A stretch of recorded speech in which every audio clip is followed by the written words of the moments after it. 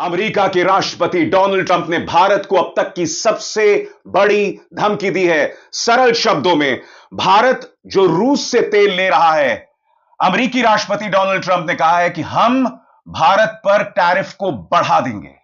यह बात समझ के परे है दोस्तों, क्योंकि चीन भी रूस से मदद ले रहा है, रूस से तेल ले रहा है। बावजूद उसके चीन को ऐसी धमकी नहीं दी जा रही है। और यहां पर भारतीय जनता पार्टी दावा करती है कि प्रधानमंत्री नरेंद्र मोदी विश्व गुरु हैं। तो सबसे बड़ी बात, यह धमकी डोनाल्ड ट्रंप चीन को नहीं दे रहे हैं, पाकिस्तान को अपनी गोद में बिठा लिया है और भारत को लगातार धमकी दी जा रही है।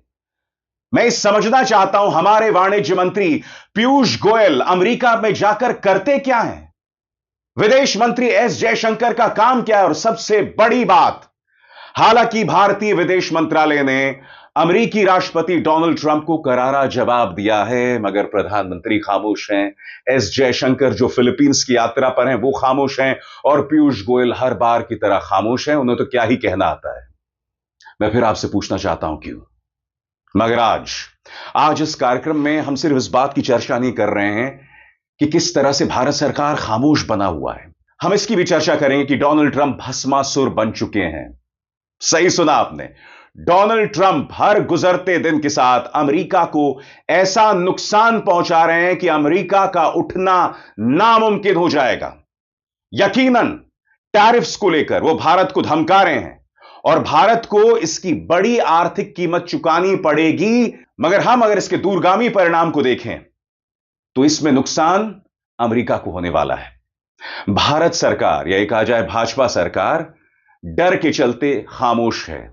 मगर अगर वो थोड़ी हिम्मत बताती और जवाब देती, करारा जवाब देती ना, तो डोनाल्ड ट्रंप को पता चल जाता कि वो किससे डील कर रहे हैं। मगर हां दोस्तों, मैं आपको बतलाना चाहता हूं कि विदेश मंत्रालय ने इस पर करारा जवाब दिया। इससे पहले कि मैं आपको बताऊं कि विदेश मंत्रालय ने क्या कहा है, मैं आपको बतलाना चाहता हूं कि डोनाल्ड ट्रंप क्या कह रहे हैं। उनकी भाषा से आप समझ जाएंगे कि तेवर क्या है अमेरिका के। आपके स्क्रीन पर भारत सिर्फ रूस से भारी मात्रा में तेल नहीं खरीद रहा है, बल्कि उस खरीदे गए तेल का बड़ा हिस्सा खुले बाजार में बेचकर मोटा मुनाफा कमा रहा है। उनको फर्क नहीं पड़ता कि यूक्रेन में रूस की जंग में कितने लोग मारे जा रहे हैं। इसी वजह से भारत से लिए जाने वाले टैरिफ को बहुत ज्यादा बढ़ाने जा रहा हूं। मैं फिर आपसे सवाल पूछना चाहता हूं दोस्तों कि तेल तो चीन भी खरीद रहा है, मगर आखिर अमेरिका के ये तेवर चीन के बारे में क्यों नहीं है? क्यों डोनाल्ड ट्रंप बार बार भारत को धमका रहे हैं? वो डोनाल्ड ट्रंप जिसके लिए प्रधानमंत्री नरेंद्र मोदी ने वोट मांगा था, जिसके बारे में आपने अहमदाबाद में कहा था, माय फ्रेंड डोनाल्ड ट्रंप। क्या हुआ, यह सवाल किया जाएगा। मगर मुझे खुशी है, भारतीय विदेश मंत्रालय ने करारा तमाचा मारा है डोनाल्ड ट्रंप के इस बयान को, और हम सब भारतीय होने के नाते अपने विदेश मंत्रालय के इस जवाब के साथ खड़े हैं। अफसोस यह कि हमारे विदेश मंत्री चुप हैं।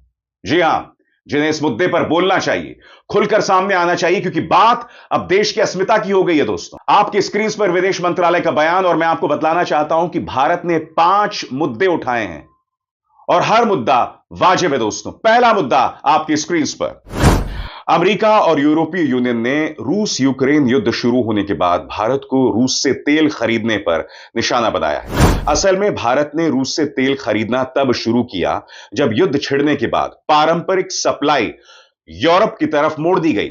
उस समय खुद अमेरिका ने भारत को रूस से तेल खरीदने के लिए बढ़ावा दिया ताकि वैश्विक ऊर्जा बाजार में स्थिरता बनी रहे।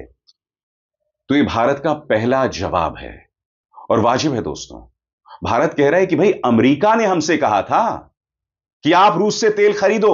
अब अमेरिका हमें यह कह रहा है कि चूंकि तुम रूस से तेल खरीद रहे थे, इसीलिए तुम पर टैरिफ लगाया जाएगा।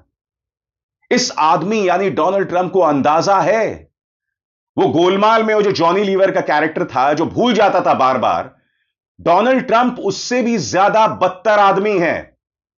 दूसरा पहलू विदेश मंत्रालय का आपके स्क्रीन पर, भारत की खरीदारी अपने उपभोक्ताओं को सस्ती और भरोसेमंद ऊर्जा कीमतें सुनिश्चित करने के लिए की जाती हैं। यह कोई शौक नहीं बल्कि मजबूरी है जो वैश्विक बाजार की स्थितियों के कारण है। लेकिन हैरानी की बात यह है कि जो देश भारत की आलोचना कर रहे हैं वो खुद भी रूस के साथ व्यापार कर रहे हैं। फर्क बस इतना है कि हमारे लिए यह व्यापार एक जरूरी राष्ट्रीय जरूरत है जबकि उनके लिए नहीं। बात तो सही है दोस्तों, ये यूरोपीय देश रूस के साथ व्यापार अब भी कर रहे हैं, अपनी जरूरतें रूस से पूरी कर रहे हैं और आईना किसको दिखाया जा रहा है? भारत को दिखाया जा रहा है। तीसरा बिंदु आपके स्क्रीन पर, यूरोपीय यूनियन ने 2024 में रूस के साथ 67.5 अरब डॉलर यूरो का माल का द्विपक्षीय व्यापार किया। इसके अलावा 2023 में सेवाओं का व्यापार भी लगभग 17.2 अरब यूरो का था। ये आंकड़े भारत रूस के कुल व्यापार से कहीं ज्यादा हैं। 2024 में यूरोप ने रूस से 16.5 मिलियन टन एलएनजी आयात किया था जो 2022 के पिछले रिकॉर्ड 15.2 मिलियन टन को पार कर गया। तो आप देख रहे हैं किस तरह से विदेश मंत्रालय ने यूरोप और अमेरिका दोनों के डबल स्टैंडर्ड्स को एक्सपोज किया इन आंकड़ों के जरिए, और इन आंकड़ों को झुटलाया नहीं जा सकता। चौथा बिंदु आपके स्क्रीन पर, यूरोप और रूस का व्यापार सिर्फ ऊर्जा तक सीमित नहीं है बल्कि खाद्य, खनिज उत्पाद, केमिकल्स, लोहा, स्टील, मशीनरी और ट्रांसपोर्ट उपकरणों तक फैला हुआ है। अमेरिका की बात करें तो आज भी रूस से अपने न्यूक्लियर इंडस्ट्री के लिए यूरेनियम, हेक्साफ्लोराइड, अपने ईवी इंडस्ट्री के लिए पैलेडियम, खाद और केमिकल्स आयात कर रहा है। अरे भाई, फिर तुम ये तमाम सामान यानी अमेरिका ये तमाम सामान रूस से क्यों बुलवा रहा है? क्यों इंपोर्ट कर रहा है? क्यों आयात कर रहा है? ये दोहरे मापदंड तो नहीं चलेंगे। और जैसा कि एक महान आदमी कह गए हैं, हिपोक्रेसी की भी कोई सीमा होती है। आखिरी बिंदु आपके स्क्रीन पर, इस पूरे संदर्भ में भारत को निशाना बनाना पूरी तरह अनुचित और बेवजह है। हर बड़ी अर्थव्यवस्था की तरह भारत भी अपने राष्ट्रीय हितों और आर्थिक सुरक्षा की रक्षा के लिए जो जरूरी कदम होंगे वो उठाएगा। जाहिर सी बात है दोस्तों, कांग्रेस ने प्रहार किया है।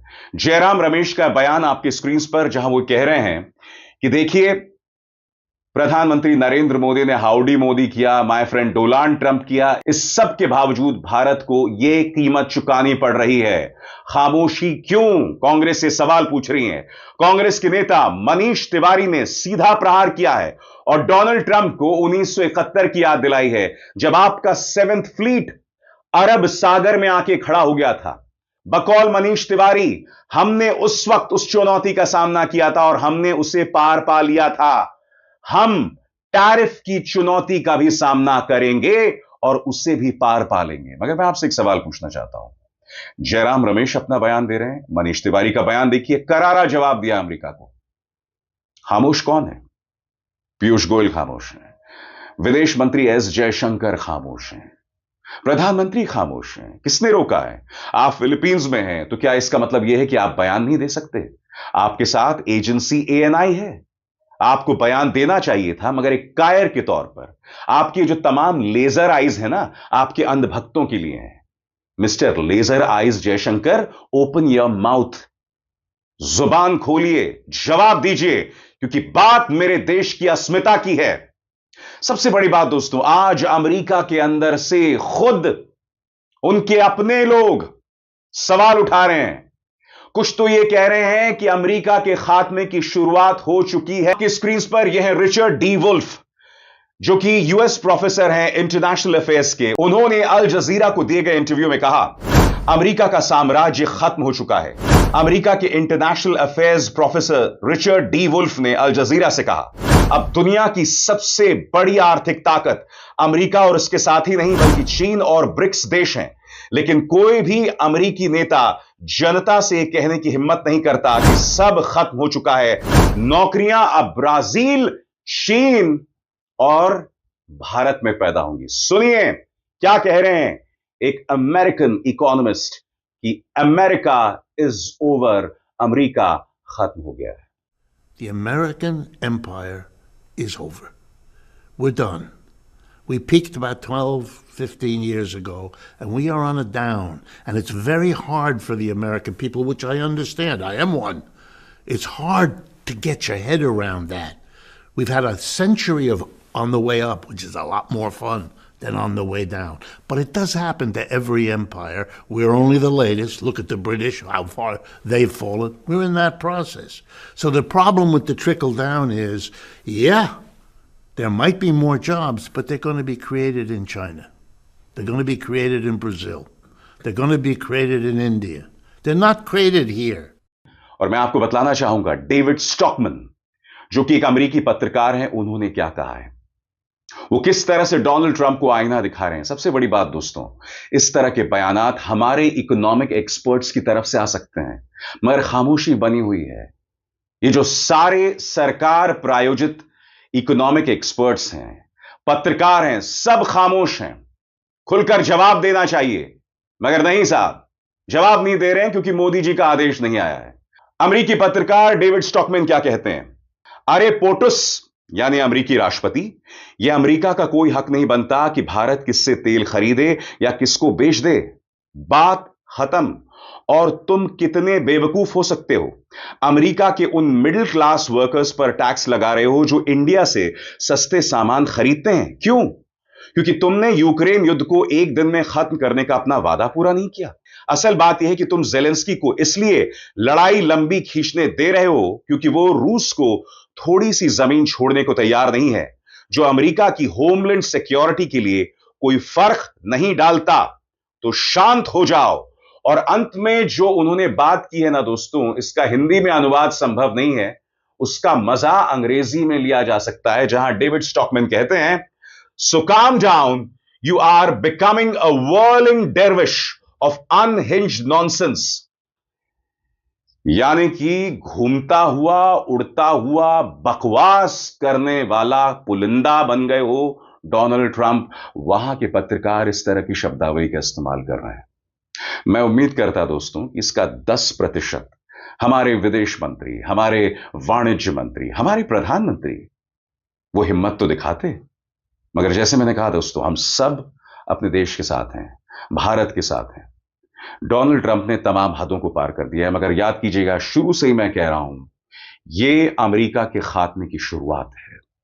आपने सुना अल जजीरा को दिए गए इंटरव्यू में इकोनॉमिस्ट ने कहा कि ब्रिटेन में देखिए हालात बद से बदतर हो रहे हैं, यूरोप के कई देशों में हालात ऐसे बने हुए हैं, और यही हो रहा है अमेरिका के साथ और होने वाला है। यह आदमी भस्मासुर बना हुआ है, यह अमेरिका को तबाही के रास्ते पर ले जा रहा है। खुद अमेरिकी जनता इस तमाशे को देख रही है, और जैसे मैंने बताया ना दोस्तों, यह व्यक्ति खुद डूबेगा, साथ अमेरिका को बर्बाद कर देगा।